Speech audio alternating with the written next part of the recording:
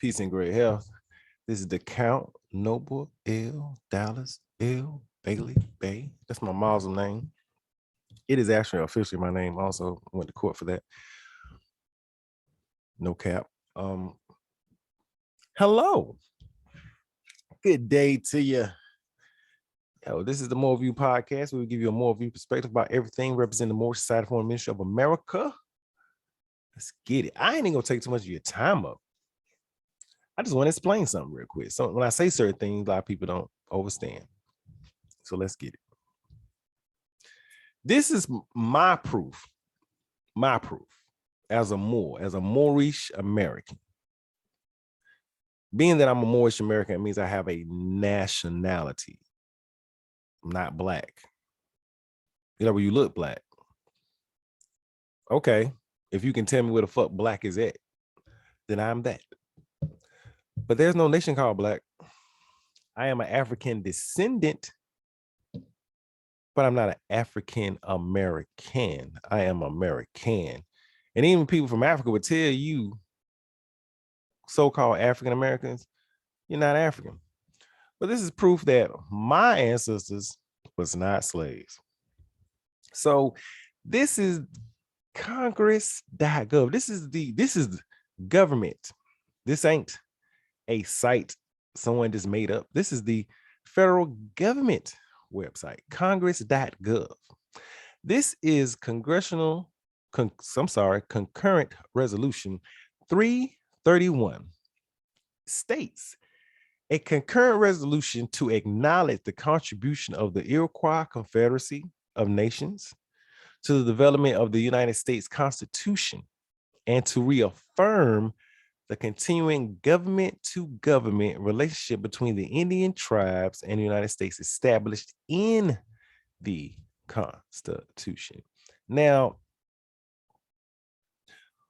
Moors were the first to be called so-called Indians before they called themselves Negro, before they called themselves colored, before they called themselves black, before they called themselves African American. Indian is just another label. Why? How is Indian another label? Well, let me ask you this. Are we in India?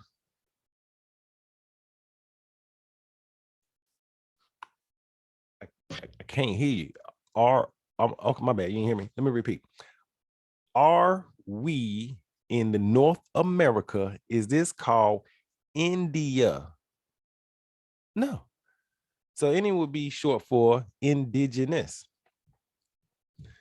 Rewrite the name. This is not called India because Christopher Columbus thought he landed in India. It's another fable of history. His story. So this was passed October 21st, 1988, when it recognized who actually contributed and wrote the Constitution for the United States. As you know, the federal government, when it came into effect after the Civil War of 1865, there was no federal government before then. It was a national government. It wasn't a federal one. Two different governments. The federal government, after the 1871 Organic Act of 1871, which made District of Columbia or Douglas Commonwealth a sovereign state, meaning the president of the United States is the president of District of Columbia, making it a federal jurisdiction, creating a whole nother area of jurisdiction. And jurisdiction in Latin means right words. Juris, right, diction, words. So this right here, my people as Moors,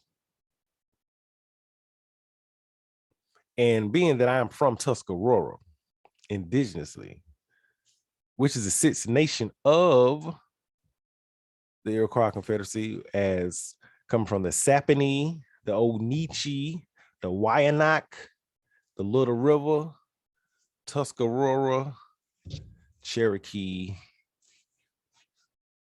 all of those in this area.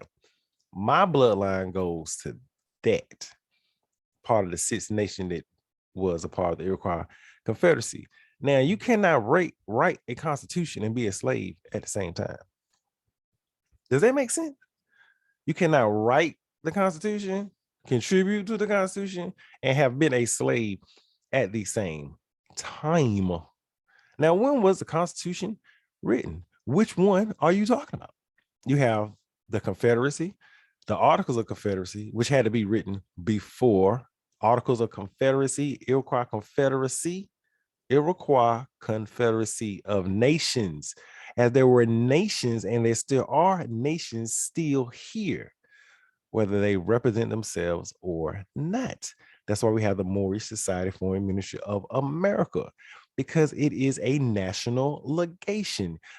Another word for national legation would be an embassy for people that have a nationality, a nation nationality. Well, where is the nation for those national Iroquois Confederacy Moors? Funny you ask. It would be North, Central, and South America.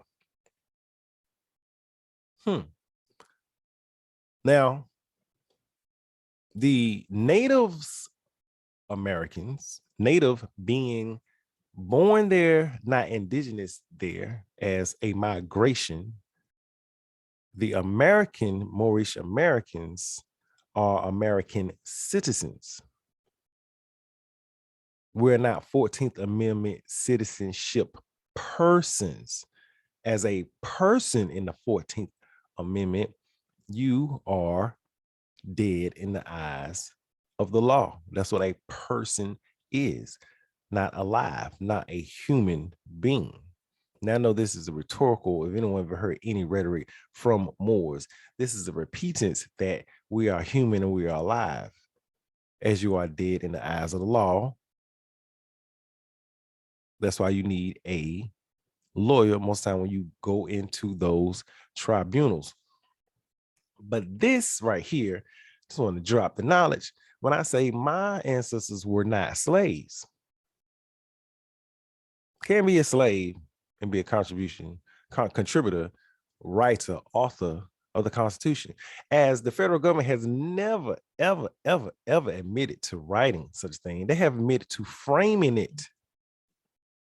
It took them 100 years to rewrite it. The original Constitution is written in 2 languages, Latin and Arabic. I'm just gonna leave that right there. Like, let that make sense to you. Agreed to in the House, agreed to in the Senate. Right here, tracker introduced, agreed to, agreed to. Proposed 1988.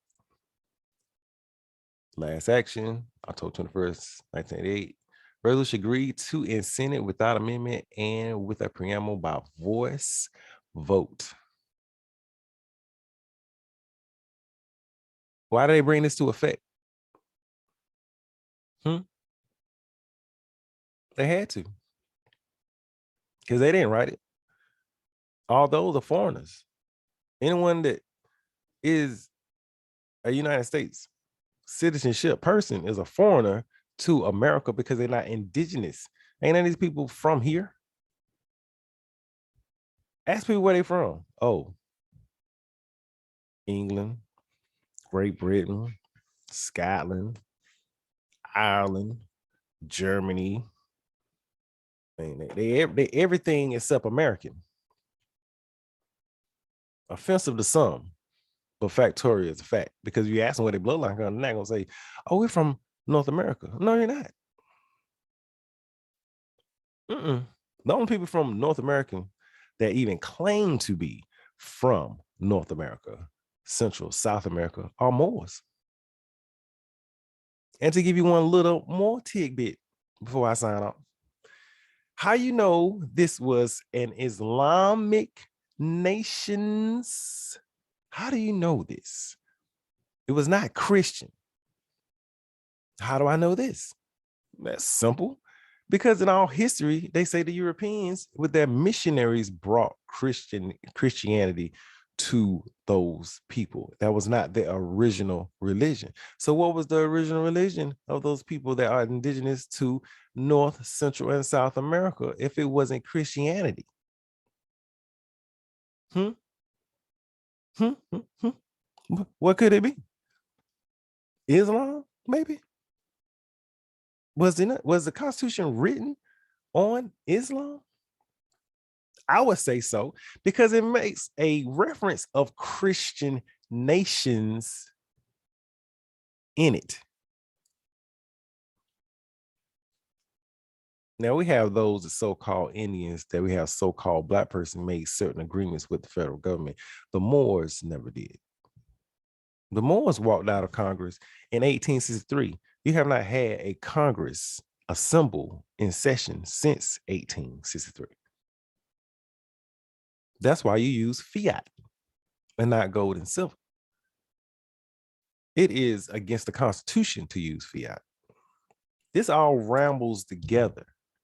There are reasons for everything now of why they are the way they are. But if you don't know self and if you don't know your history, you can be lied to about any damn thing. And then you have generation after generation after generation, generation after generation after generation that don't know anything about their history. Then you will become an agent provocateur and start rambling some shit that you don't even know about because you don't know yourself. I just want to share that with the people. Yeah. And I'll be back.